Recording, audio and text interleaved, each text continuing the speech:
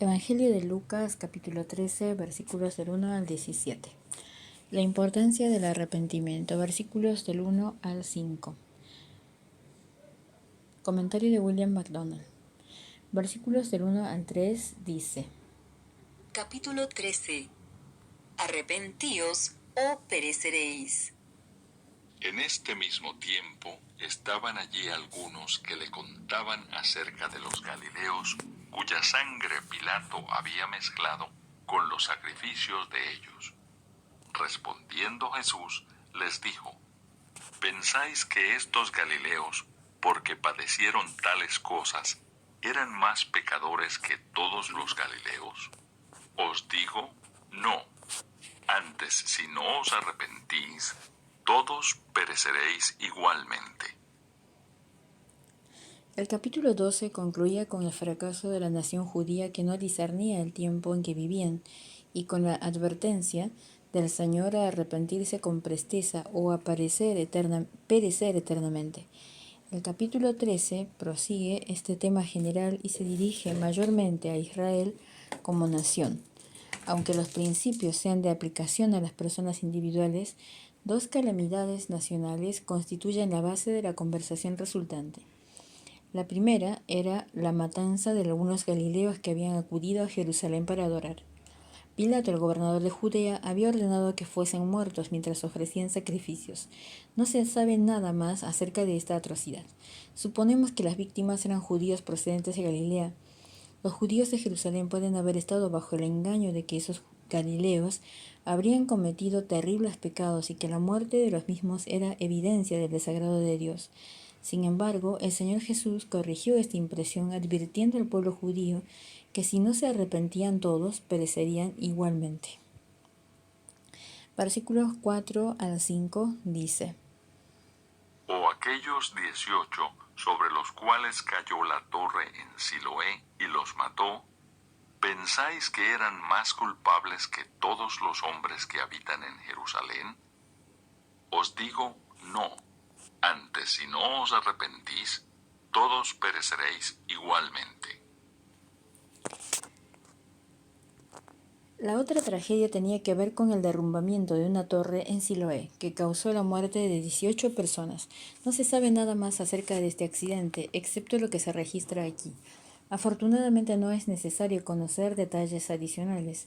El extremo que aquí el Señor enfatiza es que esta catástrofe no debería ser interpretada como un juicio especial por una maldad grave. Más bien, si no se arrepentían todos sufrirían una suerte semejante. Esta sentencia se cumplió en el 70 después de Cristo, cuando Tito invadió Jerusalén. Parábola de la higuera estéril, versículos del 6 al 9. Dice: Parábola de la higuera estéril. Dijo también esta parábola. Tenía un hombre una higuera plantada en su viña, y vino a buscar fruto en ella, y no lo halló. Y dijo al viñador: He aquí, hace 3 años que vengo a buscar fruto en esta higuera, y no lo hallo. Córtala. ¿Para qué inutiliza también la tierra? Él entonces, respondiendo, le dijo: Señor, déjala todavía este año, hasta que yo cabe alrededor de ella, y la abone. Y si diere fruto, bien, y si no, la cortarás después. En estrecha conexión con lo precedente, el Señor Jesús refirió la parábola de la higuera. No es difícil identificar la higuera como Israel plantada en la viña de Dios, es decir, en el mundo. Dios buscó fruto en el árbol, pero no lo halló. De modo que le dijo al viñador, al Señor Jesús, que había estado buscando fruto en vano en aquella higuera hace 3 años que la cortase. La interpretación más sencilla de esto la refiere a los primeros 3 años del ministerio público de nuestro Señor. El pensamiento del pasaje es que la higuera había tenido suficiente tiempo para producir fruto, si es que iba jamás a producirlo. Si no aparecía ningún fruto en 3 años, entonces era razonable llegar a la conclusión de que no iba a aparecer ninguno. Debido a su ausencia de fruto, Dios ordenó que fuese cortada. Solo estaba inutilizando tierra que podría ser empleada de manera más productiva. El viñador intercedió por la higuera, pidiendo que le fuese dado otro año. Si al final de aquel año seguía sin dar fruto, entonces la cortaría, y esto es lo que sucedió. Fue después de comenzar el 4.º año que Israel rechazó y crucificó al Señor Jesús. El resultado fue que su capital fue destruida y el pueblo esparcido. G.H. Lang lo expresa de esta manera. El Hijo de Dios conocía la mente de su padre, el dueño de la viña, y que se había dado aquella temida orden, córtala. Israel había vuelto a rebasar la paciencia divina. Ni nación alguna, ni ninguna persona tiene razón alguna para gozar del cuidado de Dios si no da los frutos de justicia para gloria y alabanza de Dios. El hombre existe para el honor y placer del Creador. Cuando no sirve a este justo fin, ¿por qué no habría de recaer sentencia de muerte sobre este pecaminoso fracaso y ser eliminado de su puesto de privilegio? La curación de la mujer encorvada, capítulo 13, versículos 10 al 17. Versículos 10 al 13, dice: Jesús sana a una mujer en el día de reposo. Enseñaba Jesús en una sinagoga en el día de reposo. Y había allí una mujer que desde hacía 18 años tenía espíritu de enfermedad y andaba encorvada, y en ninguna manera se podía enderezar. Cuando Jesús la vio, la llamó y le dijo: «Mujer, eres libre de tu enfermedad». Y puso las manos sobre ella, y ella se enderezó luego y glorificaba a Dios. La verdadera actitud de Israel para con el Señor Jesús se ve en el principal de la sinagoga. Este funcionario objetó que el Salvador había sanado a la mujer en sábado. La mujer sufría de una severa deformación de la columna desde hacía 18 años. Su deformidad era grande, no se podía enderezar. Sin que nadie se lo pidiese, el Señor Jesús había pronunciado la palabra sanadora. Había puesto las manos sobre ella y le había enderezado la espalda. Versículo 14 dice: Pero el principal de la sinagoga, enojado de que Jesús hubiese sanado en el día de reposo, dijo a la gente: 6 días hay en que se debe trabajar. En estos, pues, venid y sed sanados, y no en día de reposo. El principal de la sinagoga, indignado, dijo a la gente que acudiesen para ser sanados durante los 6 días en que se debe trabajar, pero no en el 7º. Era un religionista profesional, sin ningún profundo interés en los problemas de las personas.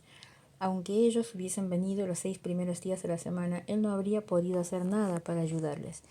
Era muy minucioso acerca de los puntos técnicos de la ley, pero su corazón estaba vacío de amor o misericordia. Si él hubiese padecido de encorvamiento de la espalda durante 18 años, no le habría preocupado en qué día le enderezaban. Versículos 15 al 16 dice: Entonces el Señor le respondió y dijo: Hipócrita, cada uno de vosotros no desata en el día de reposo su buey o su asno del pesebre y lo lleva a beber. Y a esta hija de Abraham, que Satanás había atado 18 años, ¿no se le debía desatar de esta ligadura en el día de reposo? El Señor reprendió su hipocresía y la de los otros líderes. Les recordó que ellos no dudaban en desatar en sábado su buey o su asno del pesebre para llevarlos a beber. Si ellos mostraban tal consideración a los animales mudos en el sábado, ¿estaba acaso mal que Jesús efectuase un acto de curación sobre esta mujer que era hija de Abraham? La expresión hija de Abraham indicaba que no solo era judía, sino también una verdadera creyente, una mujer de fe. El encorvamiento de la espalda había sido causado por Satanás. Sabemos por otras partes de la Biblia que algunas enfermedades son resultado de actividad satánica. Las úlceras de Job le fueron infligidas por Satanás. El aguijón de Pablo en la carne era un mensajero de Satanás para bofetearle. Pero el diablo no puede hacer esto a un creyente sin permiso del Señor. Y Dios predomina sobre cualquier enfermedad o sufrimiento, así para su gloria. Versículo 17. Dice: